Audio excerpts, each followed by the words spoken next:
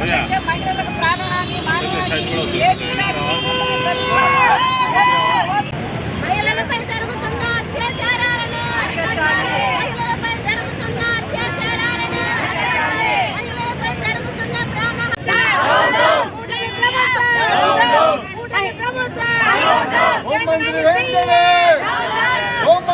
కల్పించాలి. ఆడబిడ్డలకు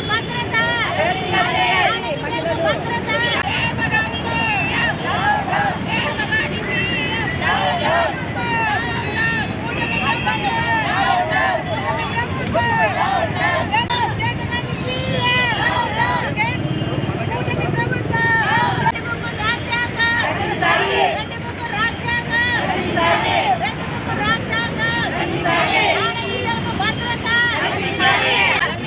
మహిళలకు జరుగుతున్న అన్యాయాలను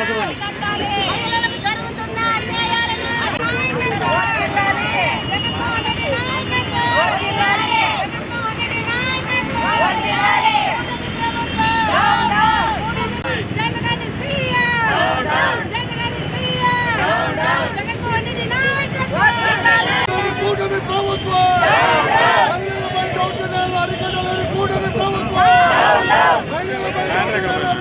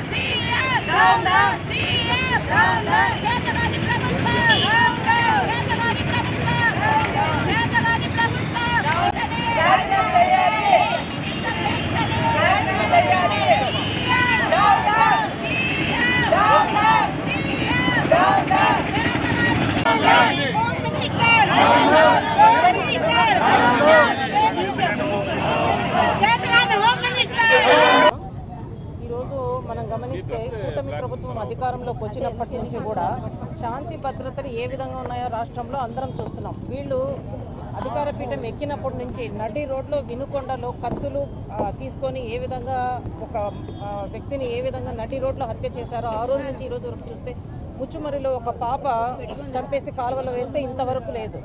తిరుపతిలో జనసేన ఎమ్మెల్యే బాధితురాలని నడి రోడ్లో ఒక మహిళను కొట్టడము, గుంటూరులో ఒక మహిళని కొట్టడం కానీ, నిన్న బద్వేల్, మామూలుగా బద్వేల్లో ఎంతో పీస్ఫుల్గా ఉండే బద్వేల్లో కూడా అధికారం ఉందని అధికారాన్ని చూసుకొని మహిళలని వృద్ధులని కూడా చూడకుండా పెద్ద పెద్ద బరిసెలు గడ్డపార్లు తీసుకొని వచ్చి వాళ్ళని ఏ విధంగా భయప్రాంతులు పట్టపగలు నడి రోడ్లో ఏ విధంగా భయప్రాంతులకు గురి చేశారో మనమంతా కూడా చూస్తున్నాం.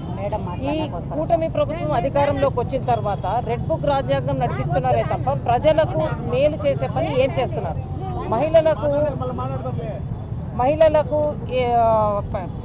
45 ఏళ్ళ అంటే 18 ఏళ్ళ నుంచి 50 ఏళ్ళ లోపల వాళ్ళకందరికీ కూడా ఆర్థిక సాయం అందిస్తామన్నారు, పెన్షన్ ఇస్తామన్నారు. ఎక్కడ పోయింది? వాళ్ళు సాయం చేయకపోగా ఈరోజు మహిళలకు మాన ప్రాణాలకే భద్రత లేదు.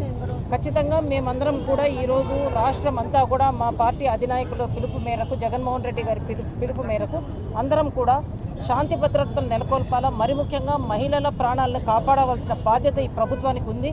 అందున మహిళా హోమ్ మినిస్టర్ గారు ఉన్నారు, ఖచ్చితంగా స్పందించాలా.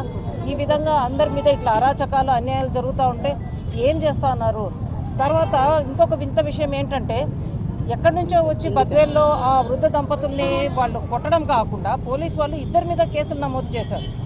బాధితుల పట్ల నిలబడాల్సిన పోలీసులు ఇద్దరి మీద కేసులు కట్టడం ఏంటో మాకు కూడా అర్థం కావడంలా. ఖచ్చితంగా న్యాయం చేయాలా, మహిళల మాన ప్రాణాలను కాపాడాల్సిన బాధ్యత ఈ ప్రభుత్వానికి ఉంది. దాని మీద వాళ్ళు కూడా వివరణ ఇవ్వాల్సిన అవసరం ఉంది అని మేము కూడా మా పార్టీ తరఫున ఖచ్చితంగా డిమాండ్ చేస్తున్నాం. Thank you.